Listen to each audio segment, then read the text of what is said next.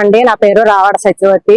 గతంలో పెట్ల గణేష్ గారు 4వ ఫ్యాక్టరీ తెచ్చారు. ఆ తెచ్చింది ఏమైందంటే మాకు 4 ఎకరాలు ఉంటే అతను 2 ఎకరాలు మాకు 2 ఎకరాలు అన్నారు. అలా కుదరదు, మేము ఏనాడు నుంచో తాతండ్రుల కానించి మేము కష్టపడి సంపాదించుకున్న భూమి ఇది, అలా కుదరదని చెప్పి ఈ అమ్మారావు గారిని వచ్చిన అధికారులందరినీ మేము ఎంటలు దాడడం జరిగింది. జరిగితే వాళ్ళు వెళ్ళిపోయారు. వెళ్ళిపోయిన తర్వాత మేము చాలా ఆనందపడ్డాం.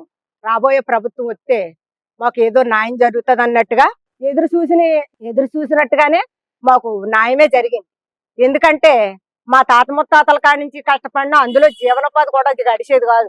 అది మాకు అనుకూలంగా మన అయ్యన్నపాత్రి గారు స్పీకర్ గారు వచ్చి, అమ్మ మీరు ఎన్నాళ్ళు కష్టపడినా దీన్ని మీరు అభివృద్ధి చేయలేరు, కంపెనీలు వస్తే మీరు మీ పిల్లలు బతుకుతారని చెప్పేసి మమ్మల్ని ఆకర్షించి ఒక పిల్లల దగ్గరికి చేర్చుకొని మాకు తగిన న్యాయం మమ్మల్ని దగ్గర పెట్టి భూములో ఎవరు పై పేర్లు లేకుండా మమ్మల్ని దగ్గర పెట్టి సక్రమంగా దాన్ని కొలవడం జరిగింది. ఏ అల్లర్లో గొడవలు లేవు. మేము సాదృశంగానే భూములు కొలుసుకోవడం జరిగింది. బినామీలు గాని పై పేర్లు గాని లేవు. ఎవరైతే కష్టపడి చేసుకున్నామో మా పేర్లే ఉన్నాయి అందులో. ఇది తాత్కాలికంగా ప్రభుత్వాన్ని తప్పుడుతో పట్టియడానికి ప్రసారాలు చేస్తున్నారు తప్ప మమ్మల్ని ఇంకా అట్టడుగు తొక్కడానికి ప్రసారం చేయడం తప్ప మమ్మల్ని పైకెత్తి పోలైతే మరి గతంలో 4 ఎకరాలు 2 ఎకరాలు మాకు 2 ఎకరాలు అని ఆయన గణేష్ గారు ఎలాగొచ్చారండి? గణేష్ గారు బుద్ధి ఉండాలి కదా. ఇది ఏనాటి నుంచో కష్టపడి సంపాదించుకున్న భూము సిగ్గేస్తుంది.